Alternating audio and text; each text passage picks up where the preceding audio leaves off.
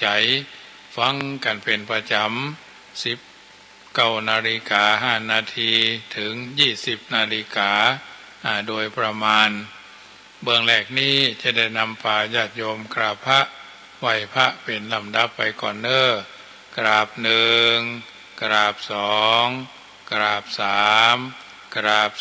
4กราบ5อะระหังสัมมาสัมพุทโธภคะวาพุทธังภคะวันตังวิวาเทมิกราบสวากขาโตภคะวตาธัมโมธัมมังนัมมัสสามิกราบสุปฏิปันโนภคะวะโตสาวกสังโฆสังฆังนามามิกราบมาตาปิตุคุณังอหังวันตามิกราบคุณูปการีวันทามิกราบพระพุทธกราบพระธรรมกราบพระสงฆ์กราบระลึกถึงคุณพ่อคุณแม่กราบระลึกถึงคุณของครูบาอาจารย์ต่อไปก็ตั้งอกตั้งใจสมาทานแก้ว5โกฐากซึ่งเป็นธรรมเนียมประเพณีพื้นบ้านล้านนาพระเจ้า3โกฐากภาคเจ้าพระเจ้า5โกฐากเมื่อแรงซึ่งก็เป็นมังกละกับตัวกับตนที่คนใดทำเนาะสวันโตโยสันนิสินโนวาราโพธิมูเลมารังสะเสนังมหันติงวิจโยสัมโพธิมากันจิอนันตัญญาโนโลกุตตโมตังภะนามามิพุทธังอตังคิโกอริยปัตโตจนานังโมคขปเวสายะอุจุกามโกธัมโมอายังสันติกโรปนิโตนิยานิโกตังภะนามามิธัมมังสังโฆวิสุทโธวราตคินายโยสันตินทลิโยสัพพะมาราปะหิโนกุเนหิเนเกหิสมิธิปัตโตอานาสโวตังภะนามามิพุทธังกุณาสากลันตังนามามิธัมมังมุนิราชเดสิตังนามามิสังฆังมุนิราชสาวกังนามามิกัมมัตนังนิพพานาติกามุปยังนามามิกัมมัตนาตายกาจริยังนิพพานามกุเตสกังอจโยโนพันธยังพุทธธรรมาสังฆกัมมัตนังกัมมัตนาตายกาจริยา สังฆเตสุปัญจรัตเนสุอาทิเตวะปัจจุปนเนวะอวิวายะติวาระอุวากะเยนะวาวาจายะวามนัสสาวาปะมะตังวาอิการะวังวาอากาสิมหาอิสวายะตาธัมมังปฏิกโรมะเตสังโนปันเตพุทธาติรัตนะปัญจกังอนุกัมปังอุปาทายะอัจจยังอาจายะโตปฏิกัณหโตกัมมันโตสัพพังโตสังฆยติงสังวริสามานาปุเนวังกาลิสามาพุทธปูจามหาเตจาธรรมปูจามหาปัญญาสังฆปูจามหาลาภาปูจาละเหปูจายะโตปุเทยะเทพุทเทยะทิวาสาวะเกปปัญจสมาธิกันเตติเนโสกาปริเทเวเตถาติเสปูจายะโตนิพุทเทอากุโตภเยนะสกะปุญญาสังฆตุงอิเมตามาปิเกนะจิอิมินาอากิตุปาภูปาราชกาลวะโอคัมเมนะเมตยาพุทธสัตสานัญจลภามหาสยวามหาเสนอวานุปัจจโตพุทโธเมตโยเทวภูชิโตสังสะเดสังสะนันโตปิอัปเยนะขมามหาเสนิปานาปัจจโยทุโนนิจจังนะโมตัสสะภะคะวะโตอะระหะโตสัมมาสัมพุทธัสสะนะโมตัสสะภะคะวะโตอะระหะโตสัมมาสัมพุทธัสสะนะโมตัสสะภะคะวะโตอะระหะโตสัมมาสัมพุทธัสสะพุทธังสรณังกัจฉามิธัมมังสรณังกัจฉามิสังฆังสรณังกัจฉามิทุติยัมปิพุทธังสรณังกัจฉามิทุติยัมปิธัมมังสรณังกัจฉามิทุติยัมปิสังฆังสรณังกัจฉามิตติยัมปิพุทธังสรณัง กัจจามิตติยัมปิธัมมังสรณังกัจจามิตติยัมปิสังฆังสรณังกัจจามิสรณะกัมมนังพุทโธสัพพัญญูตยานโนธัมโมโลกุตโลนวสังโฆมะคะภรโตจาอิเจตังรัตนัตยังเอตัสสะอนุภาเวนะสัพพะอันตรายโยวินาสันตุโมสันตุโนติปิโสภะคะวะอะระหังสัมมาสัมพุทโธวิชาจารณะสัมปันโนสุขโตโลกวิทูอนุตตโลปุริสัทธัมมาสารติสัทธาเทวมนุษย์สันนังพุทโธภะคะวะติสวากขาโตภะคะวะตาธัมโมสันติติโกอากาลิโกเอหิปัสสิโกโอปนายิโกปัจจตังเวติทัพโพวิญโยหิติสุปฏิปันโนภะคะวะโตสาวกสังโฆอุจุปฏิปันโนภะคะวะโตสาวกสังโฆยะยะปฏิปันโนภะคะวะโตสาวกสังโฆสามิจิปฏิปันโนภะคะวะโตสาวกสังโฆยะติทังจัตตาลีปุริสายุคานิ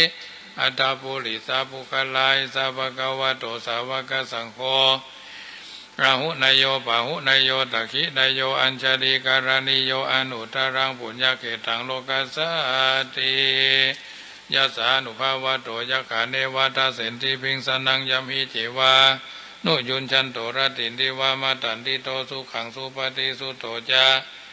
ปะปังคินจีนะปัสสติเอวมาติคุณูเปตังปริตันตัมพนามาเหการณิยมัตตะกุสเรนยันตังสันตังปะทังอภิสเมจาสักโกอุจุจสุหูจุจสุวะโจจสามุโทอนาติมานิสันตุสโกจะสุภโรจะอภกิโจจะสันลาหุกาวุติสันตินทริโยชนิปโกจะอภคโภกุเลสุอานานุขิโตนาจะคุตังสมาจเลอินจิเจนะวิญญูปเรอุปวัตโยสุขิโนวาเขมิโนหนตุสเปสตาภวันตุสุขิตตาเยเขจิปนาภูตติทัสสาวาทาวราวะอนาวะเสสาธิขาวะพุทธาวะสัมภเวสีวะสัพเพสัตตาภวันตุสุขิตตานาปโรปรังนิกุเพธานาติมันเยตากถาจินังกินจิปยาโรสนาปฏิฆาสัญญานัญญามัญญาสัตุกามิจายามาตายาฐานิยัง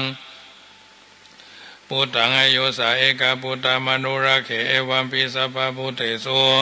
มานะสัมภาวะเยอปานิมานังเมตัญญาสัพพะโลกัสสะเมงมานะสัมภาวะเยอปาลิมานังอุทังอโตจติริยัญจาอสัมปทังอเวรังอสัมปทังติถันจลังนิสิโนวาสยาโนวายวัตสาวิคตามิโทเอตังสติงอติตยาพระมเมตังวิหารังอิธามาอุติถินจาอนุปกรรมะศีลวัฏสเนนะสัมปันโนกเมสุวินัยาเขทังนาอิจตุกปะสยังปุณเรติติการณิยาเมตตาสุตังสัพพสิวิสัชาตินังทิปมันตากตังวิยะจนาเสติวิสังโฆรังเสสัญจปิปลิสยังอนาเขตมิสัพพทาสัพพทาสัพพานินังสัพพโสภินิวาเรติปริตันตัมภนามาเหวิรูปเขหิเมเมตังเมตังเอราปเทหิเมจัปยาพุเตหิเมเมตังเมตังกันหาโคตามะเกหิจาปาทะเกหิเมเมตังเมตังทิปาทะเกหิเมจตุปเทหิเมเมตังเมตังปะหุปเทหิเมมะมังอปาทะโกหิสิมะมังหิสิทิปาทะโกมะมังจตุปโตหิสิมามังอิสิปะหุปโตสัพเพสัตตาสัพเพปานาสัพเพพุทธาจะเกวราสัพเพพัทธรานีปานีอาหิเวจิกาสัตตปฏิอุณานาภิสารภูมุสิกากัตตเมระขะกัตตเมปริตาปฏิกามันดูพุทธานิโสหังนะโมภะคะวะโตนะโมสัตตานังสัมมาสัมพุทธานังขันธาปริตังโพชฌังคสูตรเนอสังสาเลสังสารันตาปิสัพพทุกขาวินาสเนสัตตธรรมเมจะโพชังเคมาราเสนะปมาติโนปุจิตวาเยปิเยสัตตาปิภวามุตตะคุตมาอาชาติงอาชาปะอาชาราพยาทิงอามาตังทิพยังคตาริวมาติคุณโอเปตังอเนกาคุณาสังฆหังโอสถัญจาอิมังมันตังโอชังคันตัมภนามะเห โอจังโคสติสังฆโตธรรมานังวิจโยตถาวิริยมปีติปัสสติโพชังคาจตถาปะเรสมาธุเปกขาโพชังคาสาเตเตสัพพทัสสินามุนินาสัมมตะขาตาภวิตาพระหุลีกาตาสังวัตันติอภิญญาญาณิปานายาจโพธิยาเอเตนะสัจวะเจนะโสติเตโหตุสัพพทาเอกัสสมิงสมัยเยนาโถโมคคัลลานันจักขัสสะปังคิลาเนทุขีเตทิสวาโอจังเคสตาเทสยิเตจตังอภินันทิตวาโรคามุนจิงสุตังคเนเอเตนะสัจวะเจนะโสติเตโหตุสัพพทาเอกตาธรรมราชาภิเครัญเจนะปิปิริโตจุนทัตเถเรนะ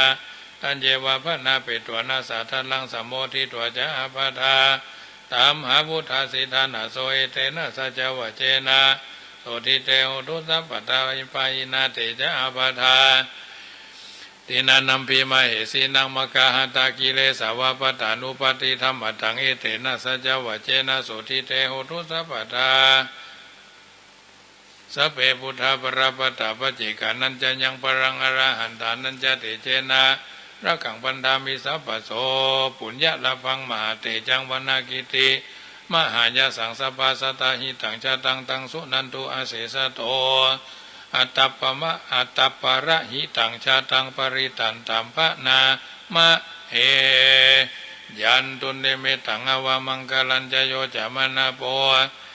สักุณาสัสโตปะปะกะโหตุสุปินังอาการตังพุทธานุภาเวนะวินาสเมนโตยันตุเนเมตังอวามังกลัญจโยจามนาโปสะกุณาสัสโตปะปะกะโหตุสุปินังอาการตังธรรมานุภาเวนะวินาสเมนโตยันตุเนเมตังอวา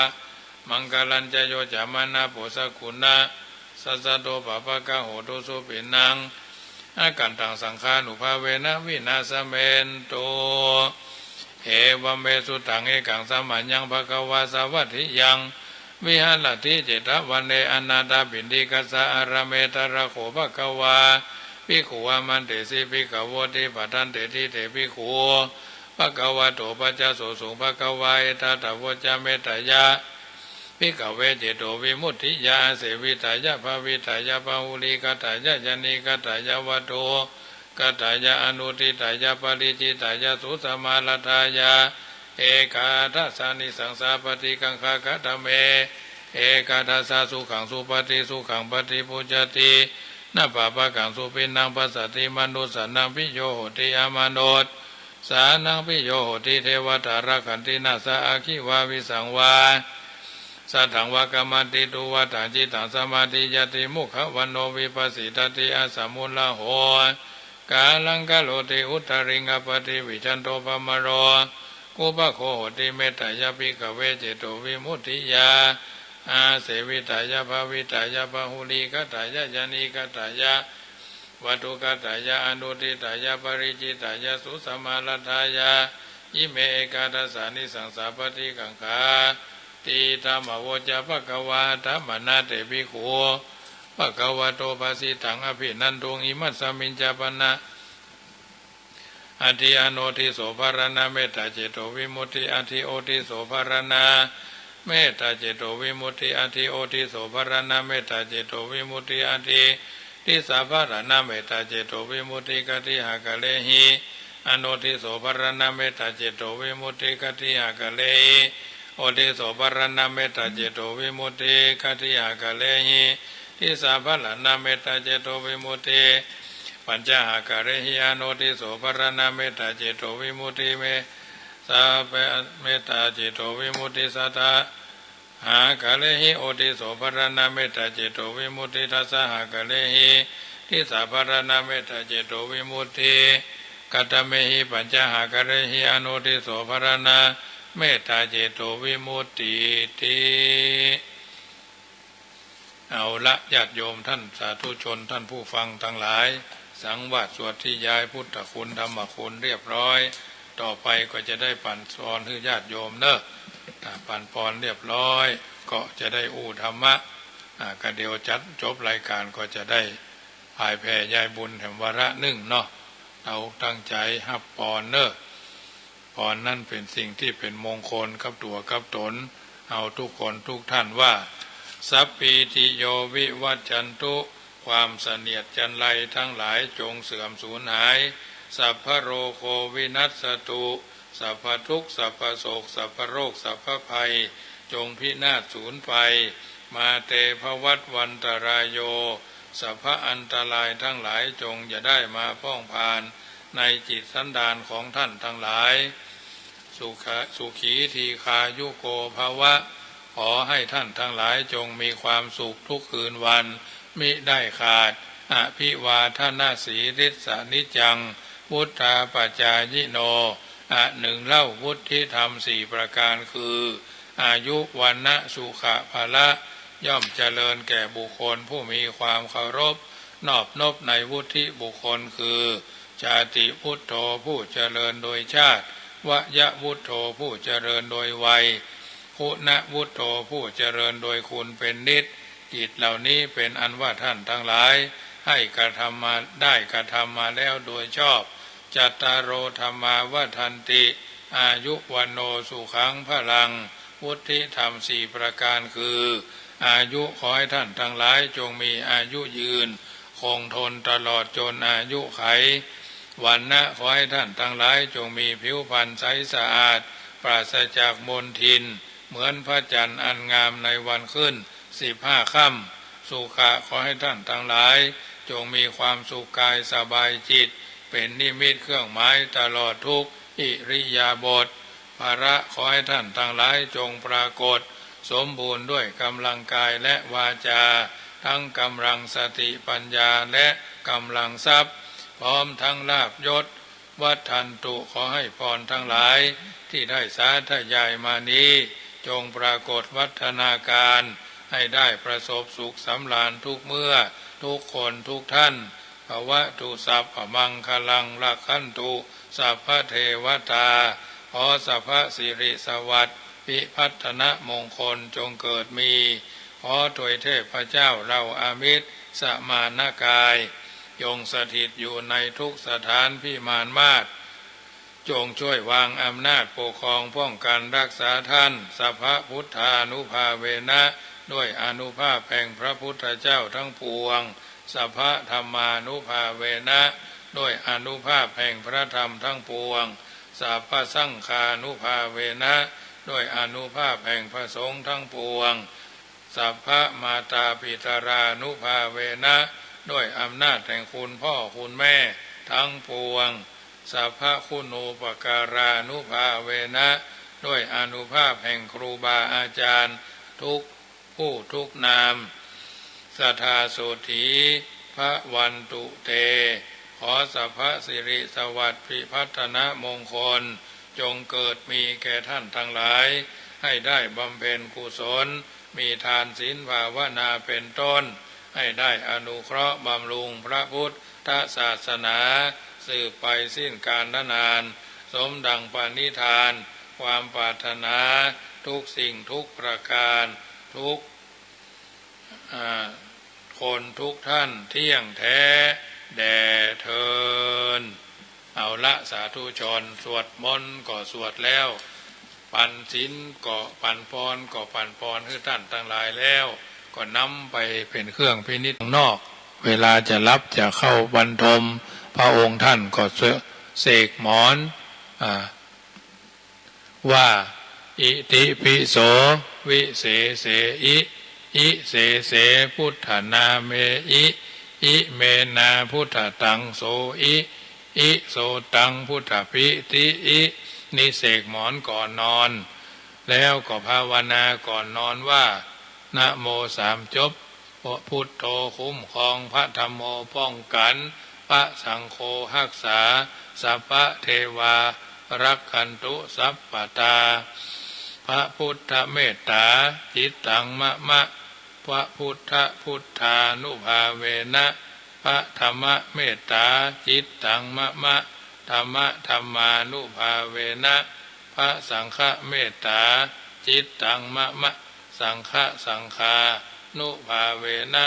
สัทธาโสถีพระวันตุเตเอาละท่านผู้ฟังทุกท่านนี้คือการสังวาสสวดยายพุทธคุณ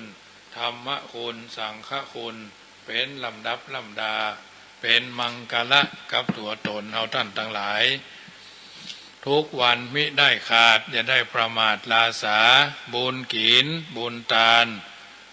นเป็นการชำระความโลภศีลเป็นการชำระความโกรธ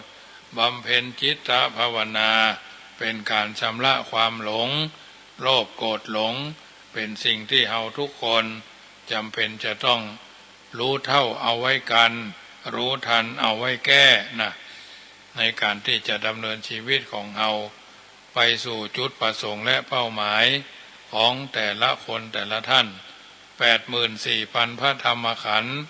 เราสามารถรังสรรค์เลือกสรรเอาสิ่งที่เป็นประโยชน์เพราะฉะนั้นเพื่อให้เกิดบรรลุวัตถุประสงค์และเป้าหมายของการดำเนินชีวิตแต่ละคนแต่ละท่าน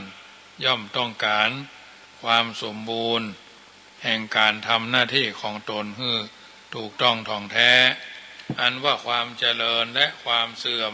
เป็นสิ่งที่อยู่คู่กับโลกเรามาทุกยุคทุกสมัยเจริญโวยก็เสื่อมโวย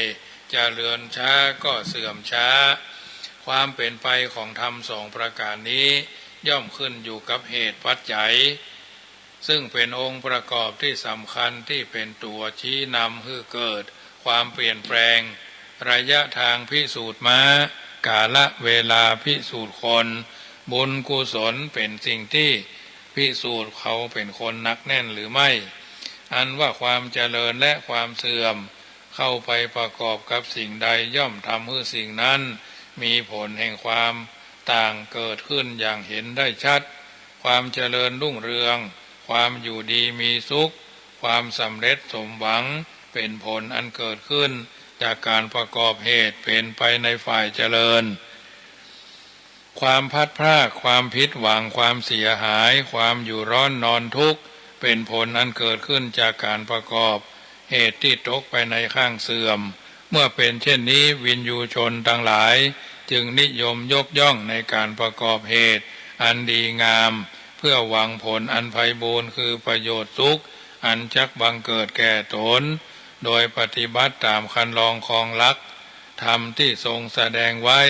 ในสัตตกนิบาตอังคุตรนิกาย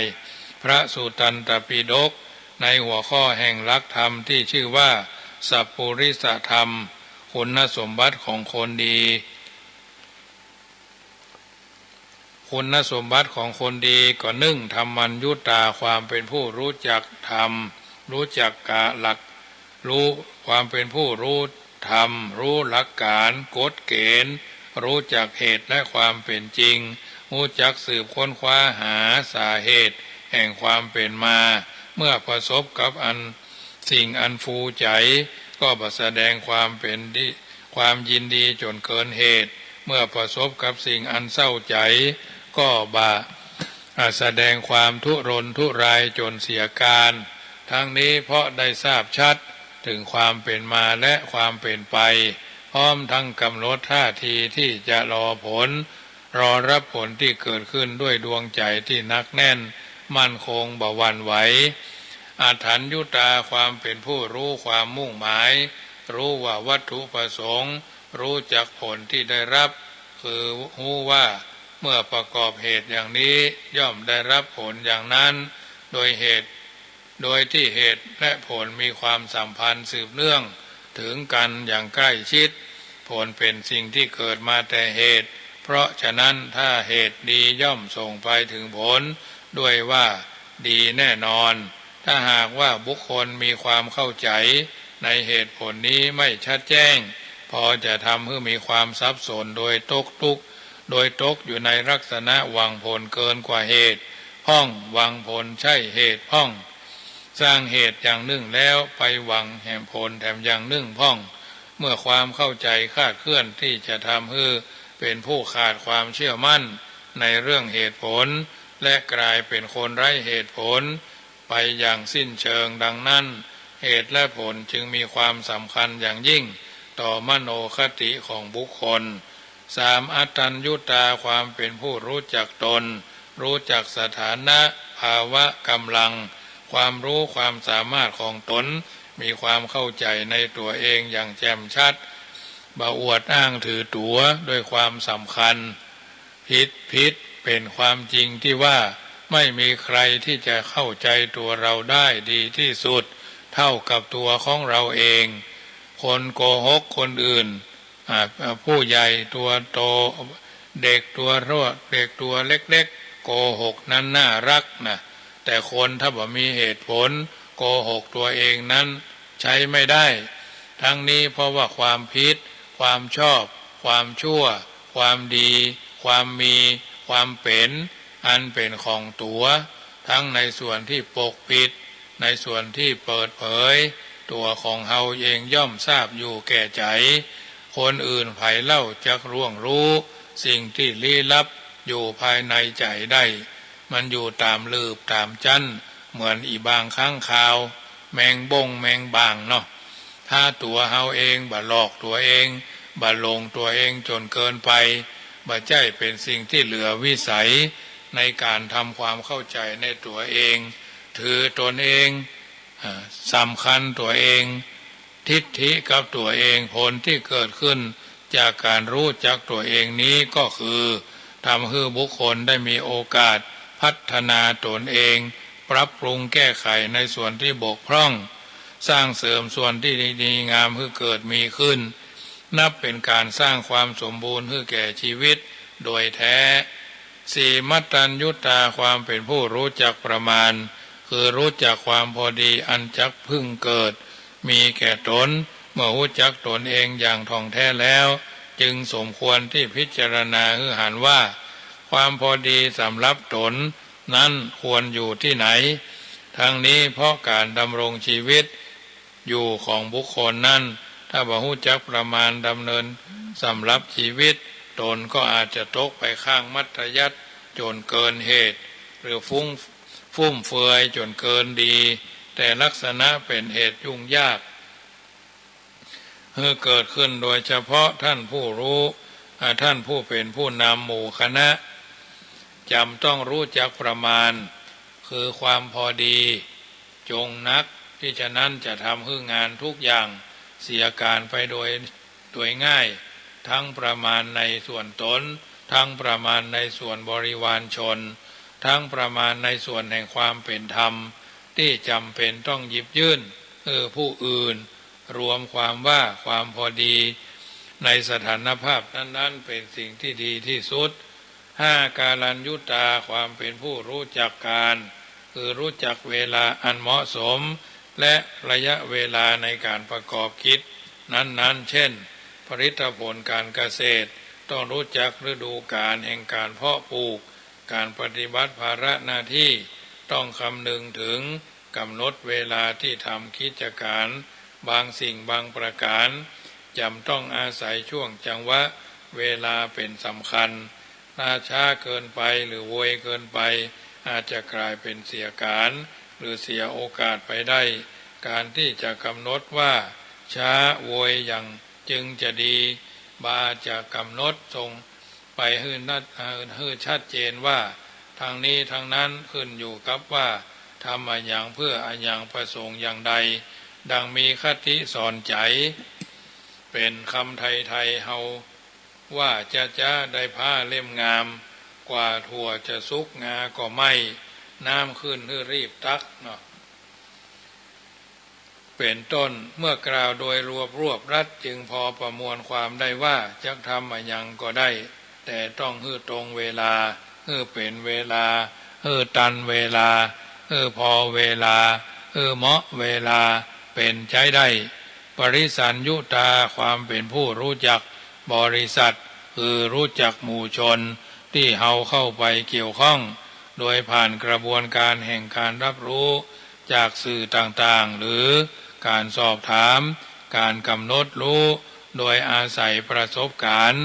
ตรงของตนเมื่อกำหนดรู้ได้ดังนี้ก็จะทำได้ง่ายต่อการกำหนดท่าทีในการเข้าไปเกี่ยวข้องโดยพยายามสร้างสัมพันธภาพอันดีงามให้เกิดขึ้นสร้างสรรค์บรรยากาศแห่งไมตรีจิตมิตรภาพที่เป็นไปจักอยู่ในที่ไหนก็อยู่ได้อย่างไร้ปัญหาทั้งนี้ เพราะเข้าใจกฎระเบียบกติกามารยาทอันดีงามของสังคมนั้นๆ7บุครัญยุตาบุคคลบุคโรปรัญยุตาความเป็นผู้รู้จักบุคคลความรู้ความแตกต่างกันของบุคคลต่างๆว่าบุคคลนั้นย่อมมีความแตกต่างกันโดยเชื้อชาติผิวพรรณวรรณะนิสัยอัธยาศัยการศึกษาความสามารถสติปัญญาคุณธรรมด้วยความแตกต่างกันดังนี้จึงเป็นสิ่งที่เป็นไปบ่ได้ที่จะทำให้บุคคลมีความเหมือนกันหรือมีความเท่าเทียมกันในด้านคุณสมบัติอันเป็นส่วนเฉพาะตัวคุณธรรมข้อนี้เป็นประโยชน์อย่างยิ่งในการวิเคราะห์บุคคลแล้วเลือกสรรนำมาใช้งานให้ตรงกับความถนัดเฉพาะตนและในคณะเดียวกันก็เป็นช่องทางให้เกิดกรณีศึกษาข้อดีข้อด้อยของบุคคลเพื่อการปรุงแต่งเพื่อการปรับเปลี่ยนให้เหมาะแก่เวลาหรือกาละเหมาะแก่งานถึงแม้ความแตกต่างของบุคคลก็มีอยู่ก็จริงแต่เมื่อได้วางระเบียบจัดระบบงานแล้วความสัมพันธ์กันเลือกสรรบุคคลให้ตรงกับงานในการพัฒนาบุคลากรให้มีประสิทธิภาพเพิ่มขึ้นก็จะส่งผลให้กิจการของหน่วยงานนั้นๆมีความเจริญก้าวหน้ายิ่งขึ้นไปบ่หวังไปหวังความสำเร็จผลได้ในปัจจุบันคุณธรรม7ประการนี้ถ้าได้นำไปพิจารณาไตร่ตรองถี่ถ้วนกระบวนความแล้วนำเอาไปใช้ในชีวิตประจำวันย่อมจะอำนวยประโยชน์อย่างแท้จริงแก่ตนเองส่งผลอยู่ห่างไกลจากความเสื่อมถอยคอยหวังได้ซึ่งความสำเร็จจักปรากฏหันเป็นปัจจุบันท่านทั้งหลายญาติโยมสาธุชนทุกคนได้ยินได้ฟังน้ำธรรมคำสอนจากรายการนี้แล้วเป็นจะใดก็ไตร่ตรองพินิจพิเคราะห์ถูกต้องท่องแท้สมคุณสมค่าที่เราท่านทั้งหลายได้เป็นชาวพุทธมาพบพระพุทธศาสนาดำเนินชีวิตโดยหลักแห่งความถูกต้องมากกว่าถูกใจวิถีชีวิตเราเดินมาถึงวันนี้ได้ก็เพราะว่ามีความขยันมั่นคงหนักแน่นในจริตอัธยาศัยที่เราทุกคนทุกท่านต่างก็มีจุดยืนเป็นของตัวเก่าเป็นลำดับมาทุกสิ่งทุกอย่างเรามีการอยู่ร่วมกันในสังคมผลดีก็มากหลายผลให้ก็มากนักบางอย่างถ้าดีเราก็เก็บมาไต่ตรองพินิจพิเคราะห์อันใดมันบ่ดีเราก็พยายามลดละเลิกเพิ่นบอกว่ามีความรู้บ่อู้บ่จ๋าถ้าไร้ราคาหมดไปเลี่ยนเกลี้ยงเหมือนลิงได้แก้วเพชรบ่หันกล้ายิ่งก็เก็บมาเล่นจุดานแสงสว่างมีความจำเป็นต่อการเดินทางเท้าฉันใดแสงธรรมเสียงธรรมมีความจำเป็นต่อการเดินทางชีวิตฉันนั้นบ่มีคำว่าแพ้หากว่าเราได้เริ่มต้นบ่มีความว่าอยู่ที่เดิมหากว่าเราได้ค้นคว้าบ่มีคำว่าเป็นที่หนึ่งหากเรายังต้องเพิ่งปามีคำว่าดีกว่าถ้าหากว่าเราบ่ตั้งใจเพราะแสวงหามิใช่เพราะรอคอยเพราะเชี่ยวชาญมิใช่เพราะโอกาสเพราะสามารถมิใช่เพราะโชคช่วยดังนี้แล้วลิขิตฟ้าหรือจะสู้มานะตนอย่าทำในสิ่งที่บ่มีสิทธิ์อย่าคิดในสิ่งที่บ่มีค่าอย่ารอในสิ่งที่บ่มีมาอย่าไขว่คว้าในสิ่งที่บ่มีจริงความเพียรเป็นสมบัติของนักต่อสู้ความรู้เป็นสมบัติของนักปราชญ์ความเฉลียวฉลาดเป็นสมบัติของนักคบคิดความเป็นคนมีระเบียบทุกชนิดเป็นสมบัติของคนดีทำแล้วเสียใจดีกว่าเสียใจแล้วไม่ได้ทำท่านสาธุชนท่านผู้ฟังทั้งหลายอันนี้เป็นวลีคำกล่าวที่บัณฑิตชนคนผู้รู้ท่านแต่งไว้ และก้อนไก่เอามาสาธกยกคือบรรดาญาติโยมสาธุชนที่อยู่ทางบ้านฟังไปพิจารณาไปไต่ตรองไปแม้เขาจะเข้ารับเข้านอนแต่ละค่ำแต่ละคืนแต่ละวันแต่ละเวลานาทีเอาก็มันพยายามไต่ตรองพินิจพิเคราะห์สม่ำเสมอดังบัณฑิตชนคนผู้รู้กล่าวเอาไว้ว่าคนเฮามนุษย์ ในโลกสับสนเกิดมาเป็นคนบนผืนโลกล่าเฮามีความตายรออยู่เบื้องหน้าบ่มีไผมาล่วงพ้นแล้วแต่บุญกรรมจักนำซ้ำซ้นไผบ่หลีกพ้นสักลายวันเกิดเฮาฮู้บ่แน่วันตายมนุษย์หญิงใจเหมือนกันจู้ผู้เมื่อยังบ่ตายชีวิตต้องสู้หิหาเลี้ยงดูปากต้องเป็นทุกข์ใหญ่หลวงมีบ่วงจ้องก้องมาหวันเกี่ยวข้องพัวพันบ่ได้บรรลุถึงอรหันต์เพราะบ่วงมาปันติดหวานโลกกว้างบ่วงฮักลูกหลานวงวานรอบข้างบ่วงฮักเมียแปลงร่วมชิดบ่วงฮักสมบัติมันแน่นนะมัดแน่นหนาชิดหลงกึดว่าอันของกูให้นาป่าตั้งตึกรามสวยหรูบ่ได้กึดดูฮือหู้ที่แจ้งเป็นตัวตันหาเข้ามาเตื่อมแท่งบ่กึดก่อยแยงที่จันบ่ใจของไผคนใดทั้งนั้นอย่าหลงยึดมั่นผัวมัวเมาเป็นของสมมุติของเฮาของเขาตายแล้วก็เอาไปโดยบ่ได้แม้ศพซากตนคนเอาเผาไหม้บ่เหลืออันใดเคินค้าง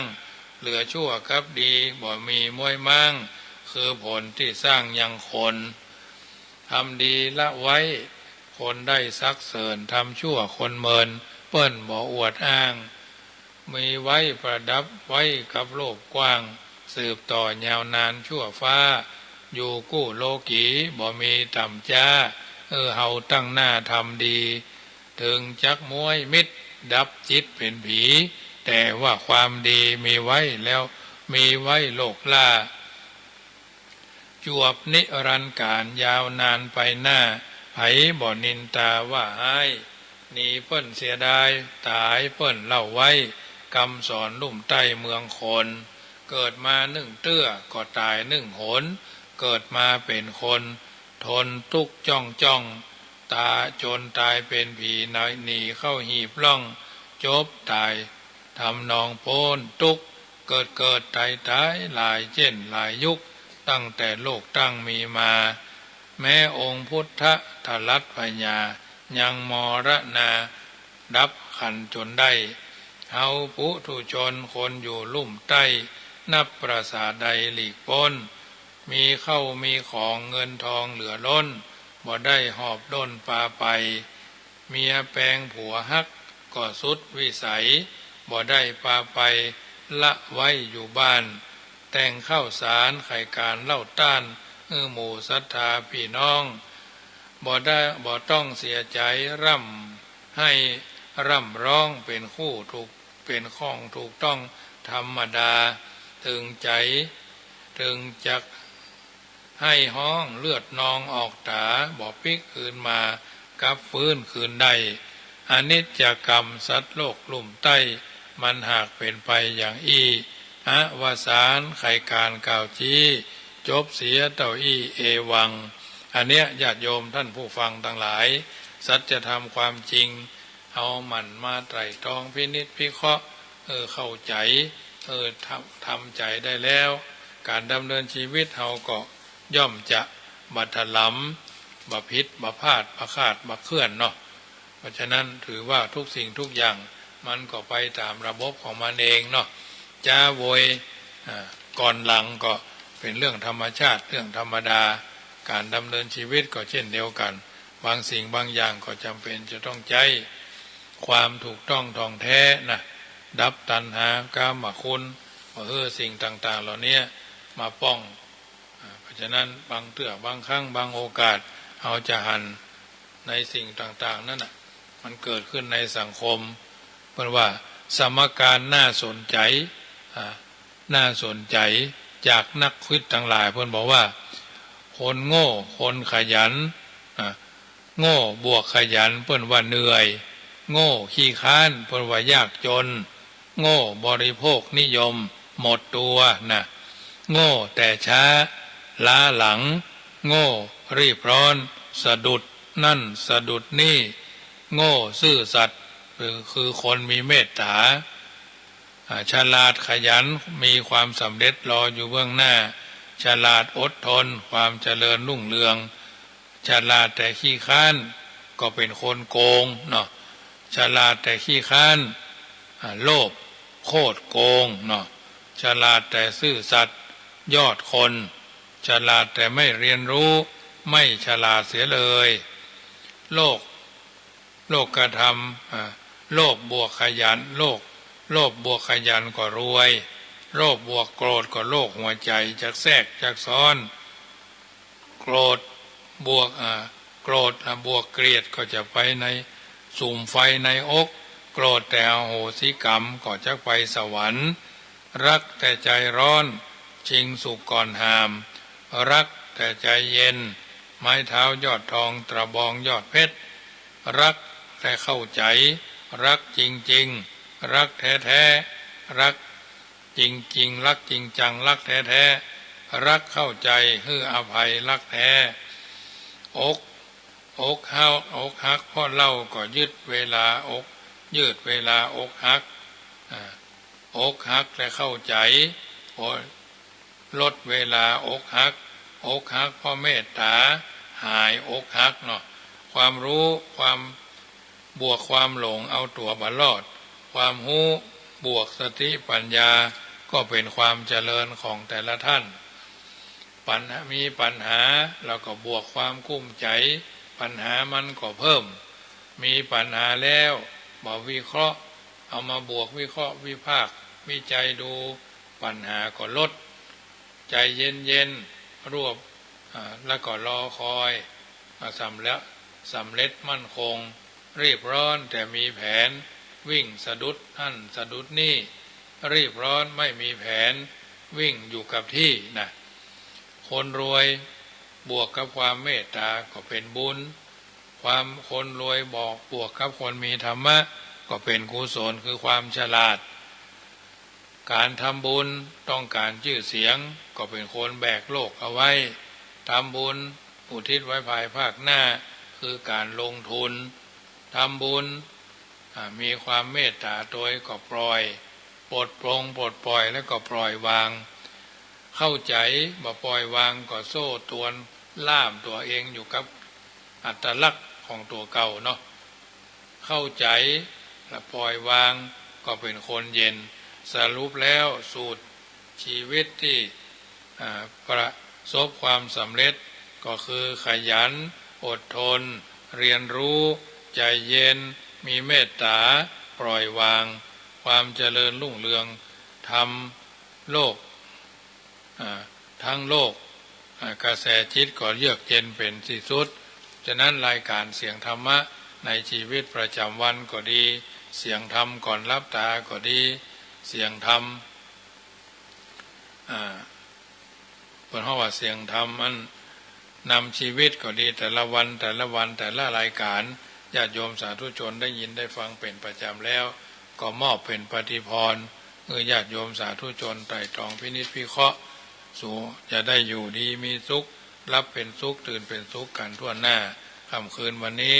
ญาติโยมได้ยินได้ฟังแล้วเป็นจะใดก็โทรศัพท์ทักทายกันเข้ามาเนอะ0615476539พี่น้องบ้านต่อเมืองลังว่าโอ้ฝนตกเนอะวันเสียงธรรมมาพร้อมกับสายฝนที่ชุ่มช่ำเย็นใจดีเจ้าวันแม่ครูไลน์มาบอกฝนตกทางเชียงใหม่ทางลำพูนนี่ก็อบอ้าวเหมือนเดิมนะอบอ้าวเหมือนเดิมอยู่จุดไหนมองใดพี่น้องดอยสะเก็ดรอเป็นจะได้แม่ออนเป็นจะได้เนาะสันทรายเป็นจะได้แม่แตงแม่ริมตลอดจนแม่วางสันปะตองสันละปีเนาะสันกำแพงโทรมาเลือก0615476539รายงานฝนตกก็ได้ไม่ได้รายงานก็ไม่เป็นไรเนาะ อยู่จุดไหนม่งใดมีโอกาสก็ร่วมบุญร่วมกุศลกันเนอะกองทุนเข้าล้นบาทญาติพระธรรมนำชีวิตนึ่งกองบุญนึ่งศรัทธาสร้างวัดในพุทธศาสนาได้นานเนาะนี่ก็ขอน้อมเอิญเจริญพรเนอะวันที่วันที่12 เมษายนวัดจังกรรมจะมีพิธีสวดนพเคราะห์อนุเคราะห์เกื้อกูลกับบรรดาญาติโยมที่มีวันคล้ายวันอายุปองลัคนาสาวเจริญพร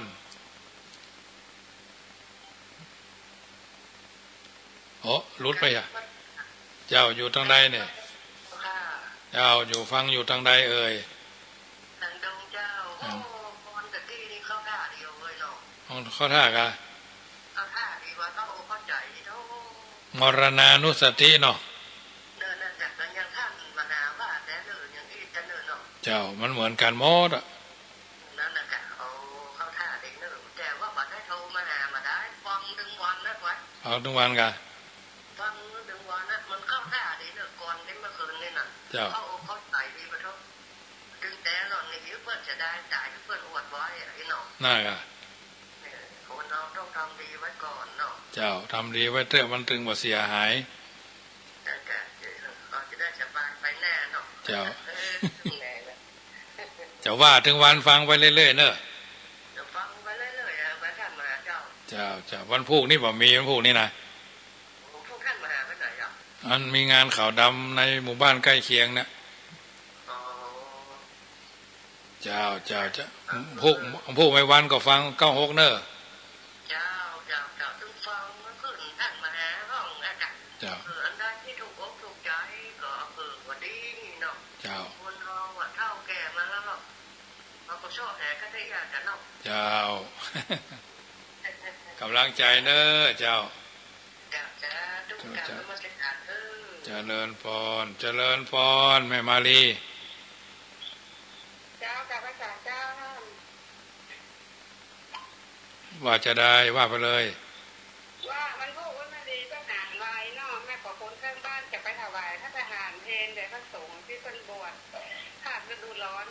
เจ้าอันทำเป็นชุดมาเลยเนอะเจ้าแล้วก็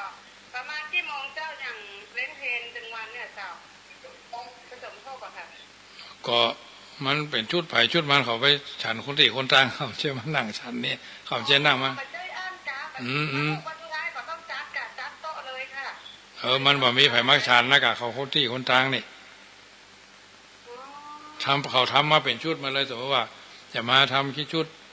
มา5 ชุด10 ชุดเขาก็จะเอามาตาเขาก็ปิ้งหมดอ่ะเอามันอยู่สักคนนะ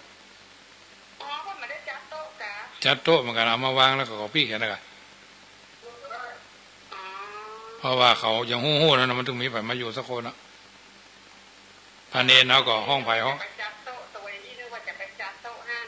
เขาปกติเขาก็จัดไว้เหมือนทุกปีนะแต่ว่าเขามาแล้วเขาก็กลับหมดกับวันพรุ่งสุดท้ายก็จัดก็ได้รอก่อนนิมนต์เพิ่นมาเข้าแถวมาครับอย่างวัดใหม่นี่ก็เขาก็เอาไปฉันของเขาอย่าทุลุงน้อยทุลุงอย่างนี้เขาก็จะอี้มาตั้งแต่วันแรกวันถึงมานี่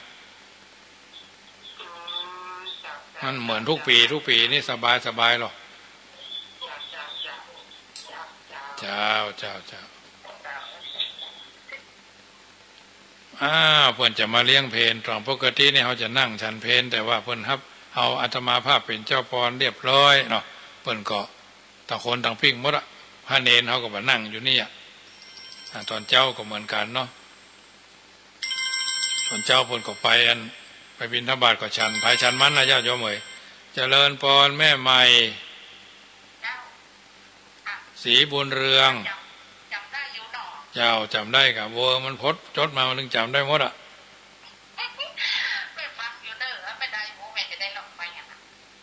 เจ้าใกล้ๆปีใหม่ก็ได้หรอเจ้า42 เมือง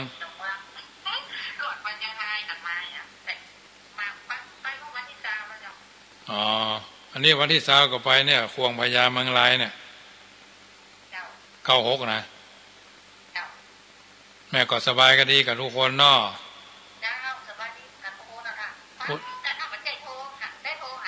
เจ้าพุทโธบางซ้ายธัมโมบางขวาสุขสบายกันทั่วหน้าเนอะเจ้าโมทนาเนอะเจ้าญาติโยมสาธุชนพี่น้องบ้านสีบุญเรืองสันทรายก็เป็นประจำเนาะมากันอยู่เรื่อยๆคุณยาย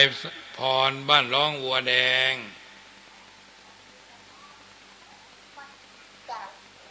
ฝนตกกับวะเนี่ยอ๋อเราทางในเวียงบ้านต่อเมืองลางนี่เงี้ยว่าฝนตกนี่นะใกล้ๆดอยยาวนี่อ่ะฮะนึกว่าใกล้ดอยยาวนี่มาได้กี่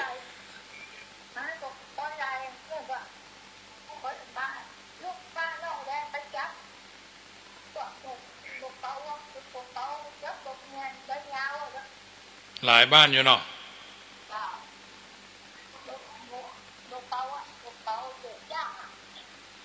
เจ้าเป็นกำลังใจเนอะเจ้าเลินพรเอาละตั้งหลับปูนว่ามีฝนหม่นโคโลคาล่ามา2 วันแล้วอยากจะหมดแรงมานี่4จะเย็นตั้งหลังซิ่วหายไปแต่หายแซบหายสวยแต่ละบ้านก็มีคนชื่อฝนมันสมบัติตกเห็นไหมญาติโยมเอ๋ยเอาแหมกรรมเนอขออนุญาตกรรมเจริญพรแม่สุวรรณาแม่สุวรรณาถ้าพรุ่งนี้แม่ว่าจะไปอันลีแล้วจะไปแม่ที่วัดท่านอยู่กับเจ้าโทรหามกรรมนออยู่ไปไหนแม่เจ้าทุกแม่จะไปลีคือว่าแม่จะเอาเงินไปทำบุญที่แม่ฮักอะไรอย่างก็เป็นแบบ